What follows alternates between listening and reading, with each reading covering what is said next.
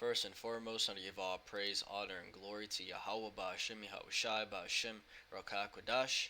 Yahweh is who this world ignorantly calls God. Yahushai is who this world ignorantly calls Jesus.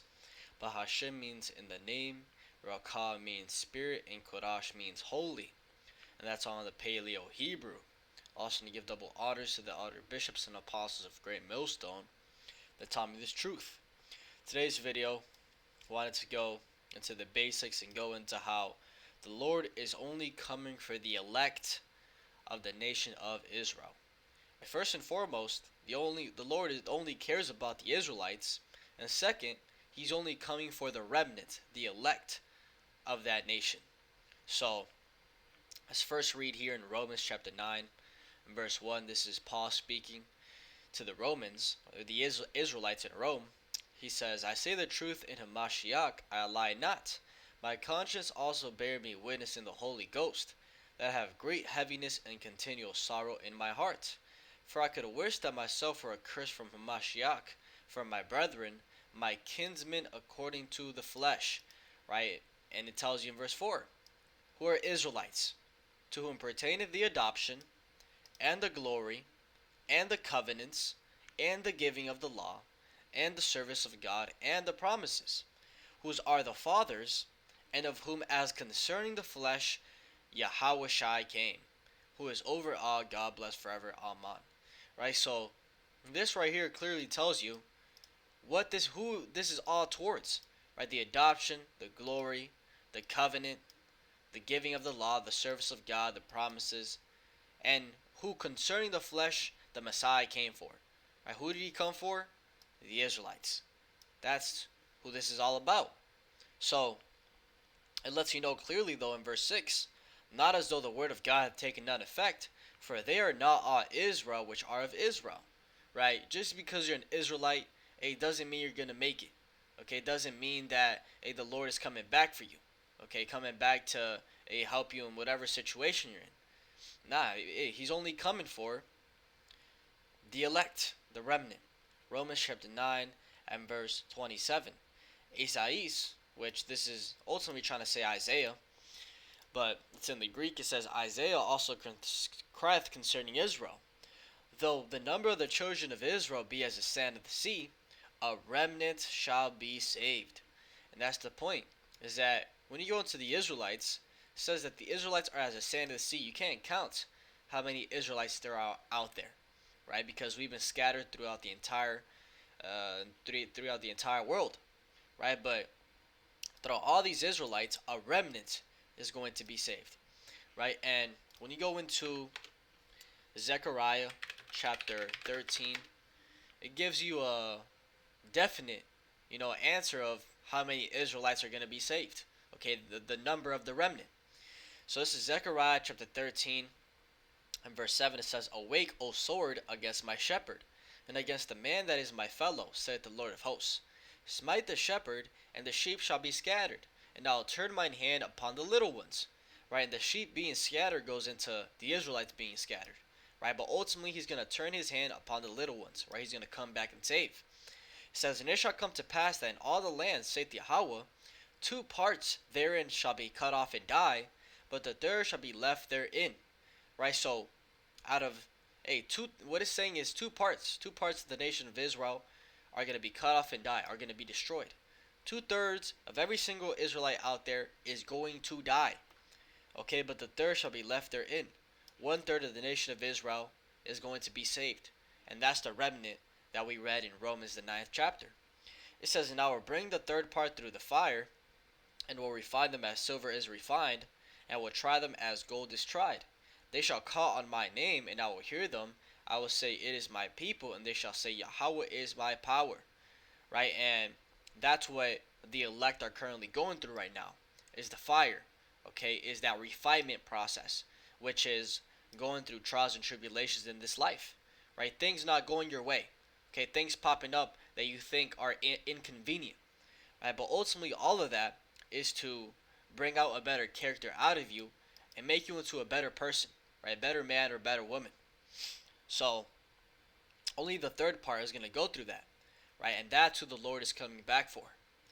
When we go to 2nd Ezra chapter 9, in verse 21, I'll start at verse 20. It says, "So I considered the world, and behold, there was peril because of the devices that were come into it." Right? This is going into how the world was wicked.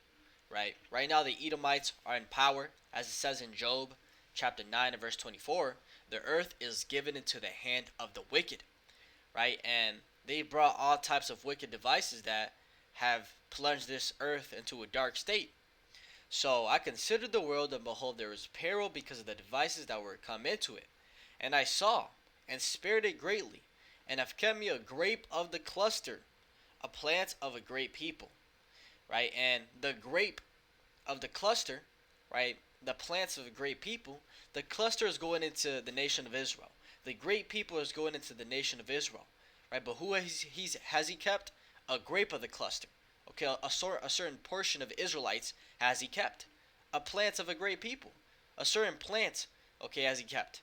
Going into how he's not coming for all the Israelites. Okay? He's coming for the elect. It says, "Let the multitude perish then, which was born in vain, and let my grape be kept, and my plant, for with great labor have I made it perfect." Right? So he said, hey, let the multitude perish then, which was born in vain. 2/3, okay, of his people, 2/3 of the Israelites around you, are born in vain, because their whole purpose in life is to be wicked, and at the end of the day to be destroyed. Right? They're just literally walking, ticking time bombs, ready to, just waiting for the Lord to destroy them. They have no chance to make it. So let the multitude perish then, which was born in vain, and let my grape be kept, and my plant, for with great labor have I made it perfect. Right? And that's what we just read in Zechariah 13, is going through the fire, the refinement. Okay, the Lord's the one that's doing it. Right? He's putting a great labor into making the elect perfect, or near to perfect, because the only perfect man was Yahushua. Right? But the point is, he's working, right? Laboring, so that when Yahushua comes back, we have some qualities on us that are deemed redeemable. We're just not niggas in the world. Right? Yahweh Bahashim Yahushua is not going to save no nigga. It's not going to save a nigga out here in the streets gang banging, smoking weed, treating his wife like shit. He's not coming for somebody like that. So that's the refinement process. But the point of all this is that 2/3 of his people were born in vain, right? And they're going to perish.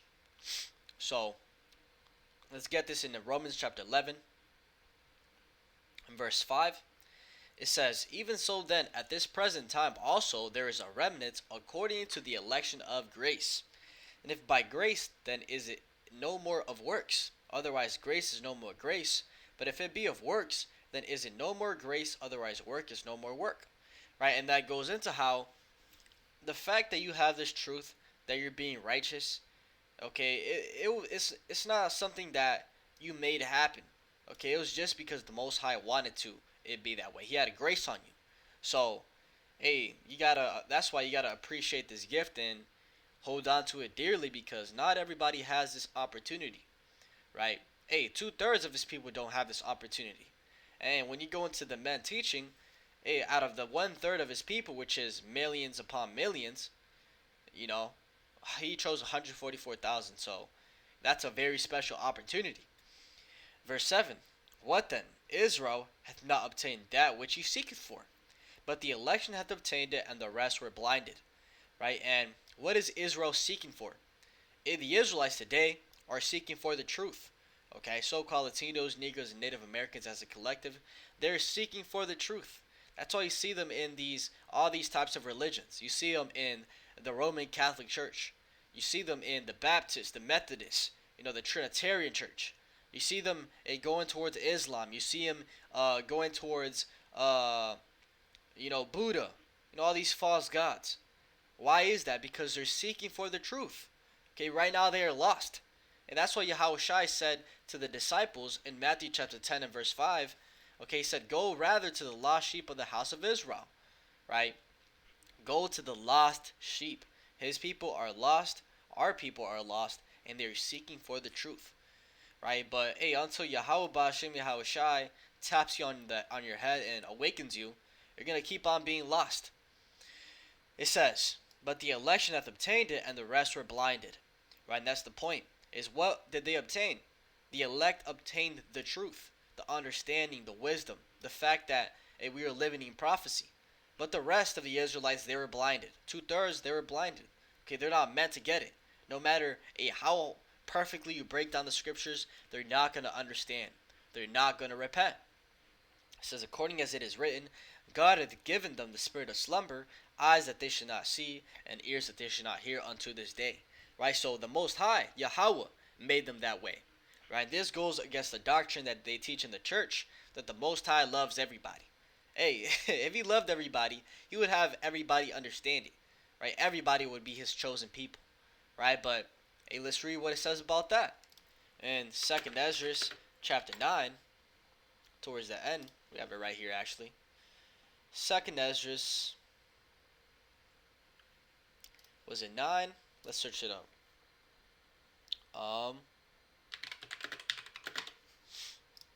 Let's see if the Most High loves everybody. That's not the one. 6. 2nd Ezra chapter 6 and verse 54 says, and after these Adam also, whom thou madest Lord of all thy creatures, of him come we all, and the people also whom thou hast chosen. Right, so it made a clear distinction there. Right, we come from Adam. Right, Adam, and after these Adam also, whom thou madest Lord of all thy creatures, of him come we all, and the people also whom thou hast chosen. Right, so you got the other people, and then you got his chosen people. Now let's see who his chosen people are. Isaiah chapter 44 and verse 1. Yet now hear, O Jacob my servant, and Israel, whom I have chosen. Right, the Israelites are the chosen seed line. Right, and one thing I want to point out quickly is that those people over there in the Holy Land that call themselves Jews, these people are not the true Israelites. These are imposters. Okay, these are not Israelites, these are Edomites. Okay, and they fit the prophecy of Ezekiel chapter 36 and verse 5, going into how the Edomites were going to take over the Holy Land and abide there. How the Edomites, along with other nations, were going to go to the Holy Land and live there. And they're going to divide the Holy Land by line and fight over it. That's what's happening right now. And these imposters are fulfilling it. Right? These are not the true Israelites. Wanted to point that out. The true Israelites are the so-called Latinos, Negroes, and Native Americans as a collective. Okay, and those that their father's seed line goes back to Abraham, Isaac, and Jacob. Right? Because just because, I just want to break this down quickly. Just because you might look like this guy, you could still be an Israelite. Because it's not about the outside physical appearance. Right? The physical appearance is a suggestion. It's a hint. But it's not the end all be all. Right? What matters is your father's seed line. Okay? And the majority of so-called Latinos, Negroes, and Native Americans, their father's seed line goes back to Abraham, Isaac, and Jacob. Okay? That's why we say that. But you could still be looking like this. Right? It doesn't look Latina, Native American, Negro at all. But if her father was an Israelite, she's an Israelite. Right? So that goes into the fact that we were scattered. Right? We're going to look like every other nation. We're going to be speaking every single different language. That's why the Most High has to come to save the Israelites out of all four corners of the earth. Okay? So, let's keep reading. It says, and after these Adam also, whom thou madest Lord of all thy creatures, of him come we all, and the people also whom thou hast chosen. All this have I spoken before thee, O Lord, because thou madest the world for our sakes. Right? The world was made for the Israelites, and soon we're going to take control of it. Okay, that's when you read the kingdom of heaven, how in Daniel chapter 2 and Daniel chapter 7 talks about the four kingdoms, and it says the divine kingdom. This kingdom is the Israelites ruling forever. Okay, let's read it. And in the days of these kings shall the God of heaven set up a kingdom which shall never be destroyed, and the kingdom shall not be left to other people. Right? It's not going to be left to the Edomites, to the Ishmaelites, to the Moabites to rule. It's only going to be Israel. But it shall break in pieces and consume all these kingdoms, and it shall stand forever. Right? It's going to stand forever. Okay? Forever and ever and ever and ever. and it's gonna be a righteous kingdom. The world is gonna be ran according to the law, which these so-called Christians don't even follow. I always bring that up, but it's just so insane how they're literally, you have churches out here, okay, Roman Catholic Church, so-called Christian church, which they profess that they follow the Lord, but they don't do anything that the Lord did. Here it is, the Lord came a sinless. He didn't sin at all. And they preach we gotta be like him. When you look at their actions, what are they doing? What are they doing? They're sinning every single day of the week consciously, right? You tell them you're not supposed to eat pork, and they tell you there's nothing wrong with that. So that just shows you the a wickedness, the hypocritical nature that these so-called churches have. Right? The truth is not in the modern day church. The truth is in the men going down on the highways and byways and spreading the word as we've been commanded to. Okay, the brothers out there going downtown every week, making videos online, those are the true prophets, and that is where truth is at. Okay, we don't do this for a money's sake, for popularity's sake, for fame. We do this because we truly believe. Okay, and we're actually trying to make a difference. Okay, awaken the elect. So, just wanted to point that out. Verse 55, all this have I spoken before thee, O Lord, because thou madest the world for our sakes. As for the other people, which also come of Adam, thou hast said that they are nothing, but be like unto spittle, and is likened the abundance of them unto a drop that falleth from a vessel. Right? So he said, all the other people that come from Adam that are not your chosen, you have said that they are nothing, but be like unto spittle. Okay, he's referred to them as being as spit.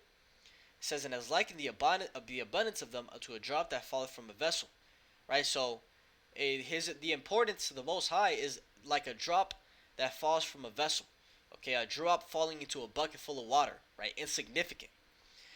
It says, and now, O Lord, behold, these heathen, which have ever been reputed as nothing, have begun to be lords over us and to devour us. Right? And that goes into the curses that were put upon us for disobedience. When we go into Deuteronomy chapter 28 and verse 43, it says, the stranger that is within thee shall get up above thee very high, and thou shalt come down very low. Right, going into how all these other nations around us, they're going to be on top of us. They're going to be the ones ruling, and we were going to be the ones at the bottom of society, very low. That's why you see our people right now, so-called Latinos, Negroes, and Native Americans, at the bottom of society, because it's a curse. Okay, it's a curse. So that's why he said this. And now, O Lord, behold, these heathen, which have ever been reputed as nothing, have begun to be lords over us and to devour us. But we thy people, whom thou hast called thy firstborn, thy only begotten, and thy fervent lover, are given into their hands. If the world now be made for our sakes, why do we not possess an inheritance with the world? How long shall this endure? Right? And Esdras was asking that back then, and here it is, we're saying it today. How long is this going to endure, Yahweh Bashem, Yahweh Shai? How long are we going to be in this lowest state under our enemies? Our people being lost, worshiping other gods, false gods. And the answer is, it doesn't seem like much longer. Looking at the state of this world, looking at the prophecies that are supposed to happen before the end, everything is lining up perfectly, and it seems like we're going to be out of here soon. I'll put it like that. I'm not going to put a time stamp on it, but it looks like it's going to be soon. I honestly don't believe that I'll live to be 90 years old. I just don't see it the way that this world is moving. So, Lord willing, Yahweh Bashem, Yahweh Shai comes back speedily. As you read in Romans, or 2 Peter chapter 3, they're supposed to be hastening the day of the Lord. Right? 2 Peter chapter 3 and verse 12, looking for and hasting unto the coming of the day of God, when the heavens being on fire shall be dissolved, and the elements shall melt with fervent heat. Right? So the mindset we're supposed to be in is looking for all this to fall down. Hastening. Right? Praying to the Lord to come and destroy this place. Right? Because the faster this place goes down, the faster the kingdom of heaven is established. Right, verse 13. Nevertheless, we, according to his promise, look for new heavens and a new earth wherein dwelleth righteousness. Right, and that's why we're looking forward to the end. Right, we want a new heaven and a new earth. Right, when you go into that word new, it goes into the Greek word kainos, right, which means fresh, right, new, as your supposed to form, recently made, fresh, recent, right. The earth is going to be refreshed, and the way that's going to happen is because the Israelites are going to be ruling in righteousness. So I'll leave it at that. Right. The main point of this video was that salvation is coming, and salvation is only coming to the elect of the nation of Israel. 1/3 of the nation of Israel is going to be saved this go around. Hopefully this is edifying. With that, I give all praise, honor, and glory to Yahweh Ba'Hashem Yahushai, Ba'Hashem Rakak Kodash, and double honors to the other bishops and apostles of Great Millstone that taught me this truth. Shalom to you, Shalom.